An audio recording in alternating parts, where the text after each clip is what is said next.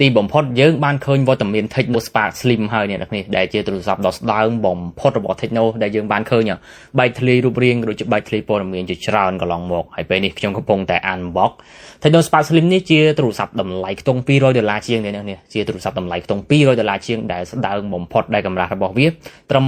5.9 មីលីម៉ែត្រតែផ្ទុកថ្មបានធំខ្លាំងមែនទែនដល់ទៅ 5160 មីលីអាំពែបាទ 5160 មីលីអាំពែហើយកម្រាស់របស់វាបើសិនជាយើងដាក់ក្បែរនឹង Galaxy S25Edge ឃើញថា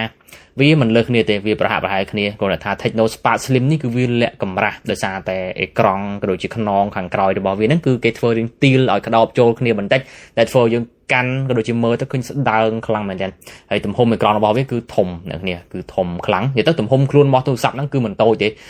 គេធ្វើវាធំដើម្បីឲ្យអាចពន្លាដាក់ធម្មពលថ្មបានធំហ្នឹងឯងហើយសម្រាប់លំកើនៃក្រង់របស់វាគឺ144 Hz ឯណោះក៏ដូចជាប្រើបន្ទះ chip Helio G200 របស់ MediaTek យ៉ាងណា chip នេះយើងរងចាំមើលគេ review អីបន្ថែមទៀតទៅថាវាយ៉ាងណាបាទសំខាន់តម្លៃនេះតម្លៃគឺត្រឹមតែ$200ជាងទេអញ្ចឹងនៅពេលដែលមានលក់ជាផ្លូវការខ្ញុំជឿថាវានឹងផ្ទុះខ្លាំងហ្មងសម្រាប់ Techno Spark Slim នេះណាបាទអញ្ចឹងវីដេអូនេះខ្ញុំមានតែប៉ុណ្្នឹងទេបាទអរគុណ